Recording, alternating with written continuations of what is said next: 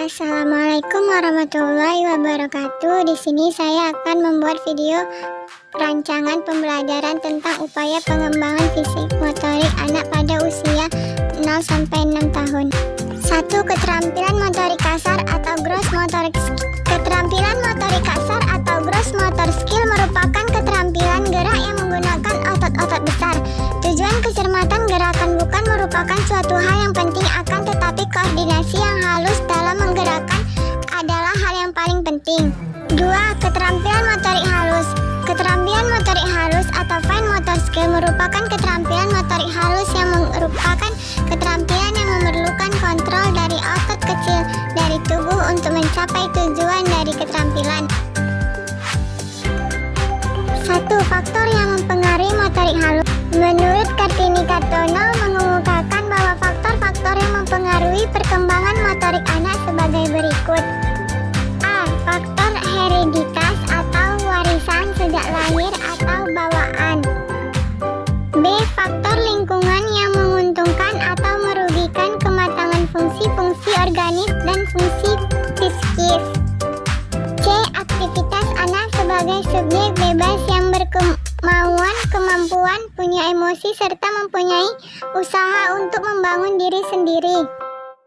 Menurut Rumini dan Sundari mengemukakan bahwa faktor-faktor yang mempercepat atau memperlambat perkembangan motorik halus antara lain yaitu 1. Faktor genetik, 2. Faktor kesehatan pada periode prenatal, 3. Faktor kesulitan dalam melahirkan, 4. Faktor kesehatan dan gizi, 5. Faktor rangsangan, 6. Faktor pelindungan, 7. Faktor prematur, 8. Faktor perlindungan, 9. Faktor kebudayaan. 2. Karakteristik perkembangan motorik halus. Karakteristik perkembangan motorik halus anak dapat dijelaskan dalam Depdiknas sebagai berikut. 1. Pada anak usia 3 tahun kemampuan gerak halus yaitu pada bayi ketika menjemput benda menggunakan jempol dan jari telunjuk. 2. Pada usia 4 tahun koordinasi kemampuan gerak halus pada anak secara substansi sudah mengalami kemajuan. 3. Pada usia 5 tahun gerak motorik halus pada anak sudah lebih sempurna. 4. Pada akhir masa kanak-kanak usia 6 tahun ia sudah mulai menggunakan jari jemari dan pergelangan tangan untuk menggerakkan ujung pensil. Tujuan peningkatan motorik halus. Saputra dan Rudianto menjelaskan tujuan pengembangan motorik halus anak yaitu A. Mampu memfungsikan otot-otot kecil seperti gerakan jari tangan. B. Mampu mengkoordinasi kecepatan tangan dengan mata. C. Mampu mengendalikan emosi. Cara-cara mengembangkan fisik motorik anak yang berusia 0-6 tahun.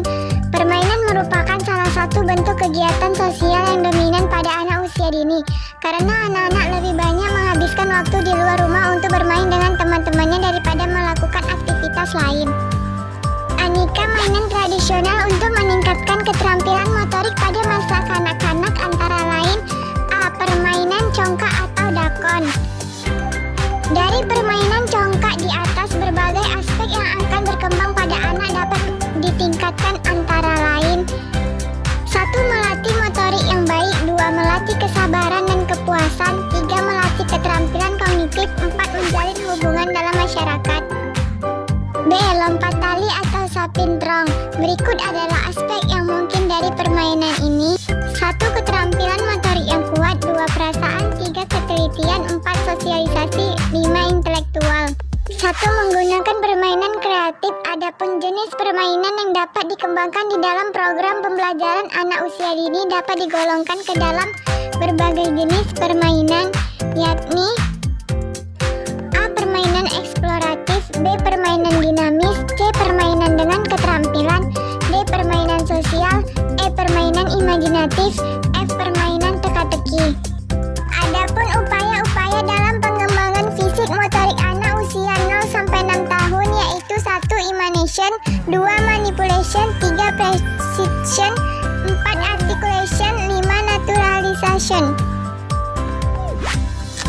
Prinsip-prinsip pengembangan fisik motorik anak usia 0-6 tahun. Untuk mengembangkan motorik halus pada anak usia 4-6 tahun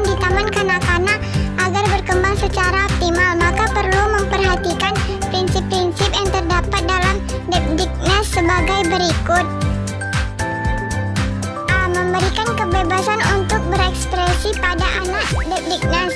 B. Melakukan pengaturan waktu, tempat, media, alat, dan bahan agar dapat merangsang anak untuk berkreatif. C. Memberikan bimbingan kepada anak untuk menentukan teknik cara yang baik dalam melakukan kegiatan dengan berbagai media.